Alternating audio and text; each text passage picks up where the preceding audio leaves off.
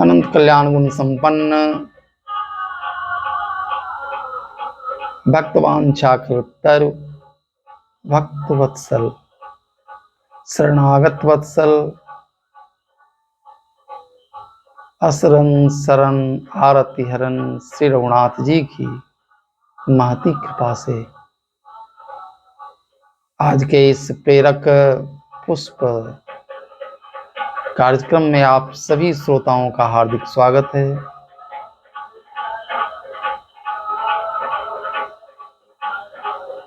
आज व्यवहार ज्ञान से संबंधित चर्चा हम लोग सुनेंगे। व्यवहार का ज्ञान होना अति आवश्यक है।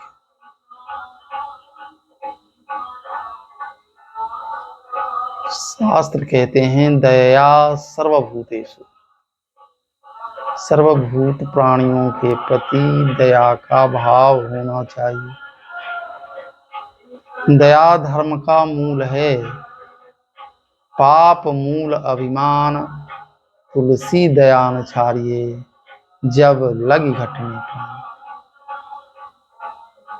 दया धर्म का मूल माना जाता है।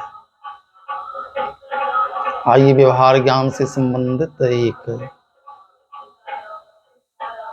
प्रेरक पुष्प हम श्रवण करते हैं।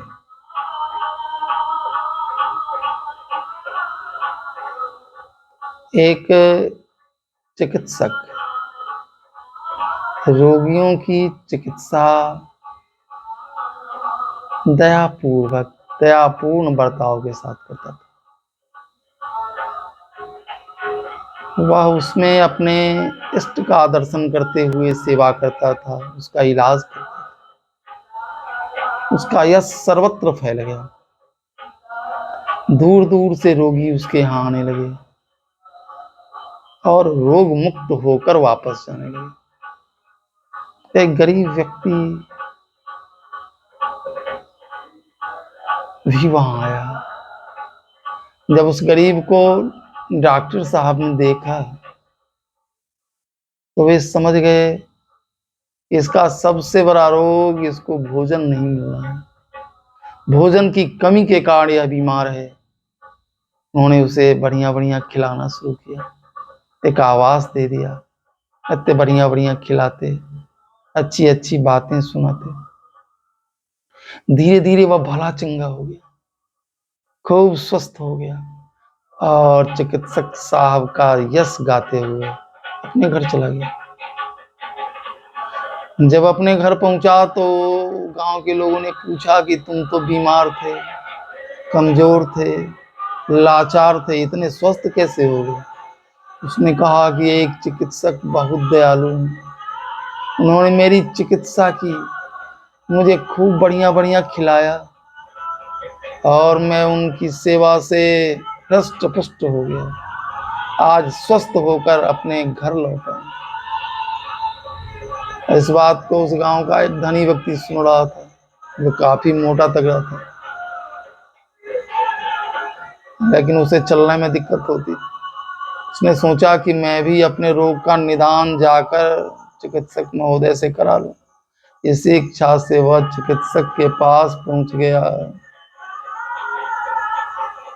बोला, महाराज मैं भी रोगी हूं, मेरा इलाज करिए। डॉक्टर साहब समझ गए यह धनी व्यक्ति है और इसको कोई रोग नहीं है, मोटापा ही इसका रोग है जो इसको आगे चलकर अस्वस्थ कर देगा। चिकित्सक महोदय ने बढ़िया बढ़िया भोजन उसके लिए बंद कर दिया, घी तेल बंद करवा दिया, मैदा से बनी हुई चीजें बंद करवा दी, सादा सादा रोटी खाने को देते, उबली हुई सब्जी खिलाते। चिकित्सक के इस व्यवहार को देखकर वह अमीर व्यक्ति बहुत उड़ गया। उसने कहा कि डॉक्टर साहब आप गरीब की सेवा तो खूब करते हो, लेकिन मैं भी तो रोगी हूं, मेरी सेवा करने में आप कंजूसी करते हो।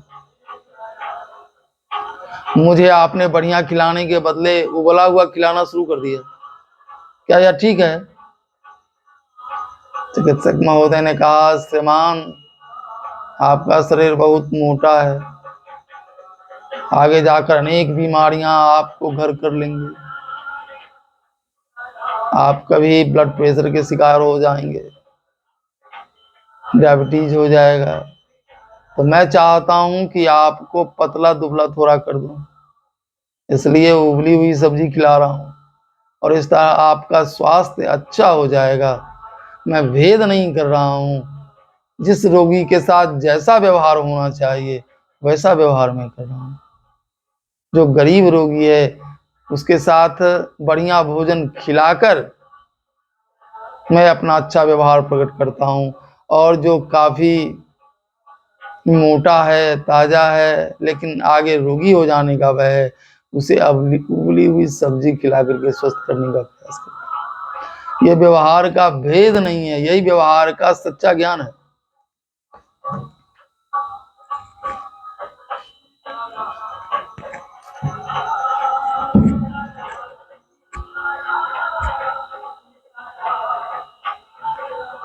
स्मृतिकार मनु जी महाराज ने आचार ग्रंथ की रचना की। ये हमारे आदि मानव हैं, हम सभी उन्हीं की संतान हैं। तो उस आचार ग्रंथ की रचना के बाद उनको चिंता हुई कि इस आचार ग्रंथ पर चलकर यदि कोई दिखावे, दुनिया उसका अनुकरण करेगी। इसके लिए उन्होंने ईश्वर की आराधना की और ईश्वर से प्रार्थना की कि हे परमात्मा, आप आओ और इस आचार ग्रंथ के अनुसार चल के दिखाओ। आप यदि इसके अनुसार चलोगे तो दुनिया आपका अनुगमन करेगी। उसने अर्जुन से कहा था कि अर्जुन, मैं इसलिए इस मार्ग से चल के दुनिया को दिखाता हूँ, इसलिए हमेशा कर्म में निरत रहता हूँ कि मम वर्तमान वर्तन्ते मनुष्या पार्थ सर्वसा, सब लोग मेरा ही अनुगमन करते हैं, मेरे जैसा ही करने की चेष्टा करते हैं। तो श्रीराम के रूप में आकर के उन्होंने व्यवहार का ज्ञान दुनिया को दिया। भाई के साथ कैसा व्यवहार होना चाहिए, माँ के साथ कैसा व्यवहार होना चाहिए, पिता के साथ कैसा व्यवहार होना चाहिए। अपने व्यवहार से श्री रामभद्र ने सबको आनंदित किया, दुनिया को सिखाया कि देखो व्यवहार ही सिखाना है। पत्नी के साथ कैसा व्यवहार होना चाहिए, व्यवहार का ज्ञान श्री रामभद्र ने सिखाया है। हम सबों को भी उस आचरण से शिक्षा लेनी चाहिए। यह आचरण हमारे जीवन को सुंदर बना सकता है। व्यवहार का ज्ञान यदि हमारे पास नहीं है तो फिर हम जीवन को अच्छी तरह से नहीं जी सकते हैं। इसलिए व्यवहार का ज्ञान अति आवश्यक है। इसके लिए हमें अपना आदर्श रखना चाहिए, आदर्श के अनुकूल चलना चाहिए। श्री रामभद्र ने दिखाया कि दुश्मन से भी कैसा व्यवहार करना चाहिए। जब रावण लड़ते लड़ते थक जाता था तो श्री रामभद्र कहते थे कि देखो भैया, आज तुम थक गए हो, घर चले जाओ, आराम कर लेना और कल फिर आना, फिर हम युद्ध करेंगे।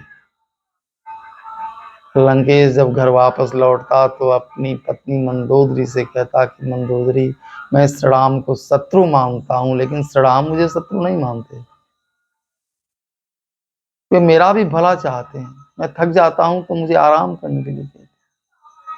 तो शत्रु भी उनके व्यवहार से प्रसन्न हो जाता था। ऐसा व्यवहार जगत के लिए अनुकरणीय है। हम सबों को उसका अनुकरण करना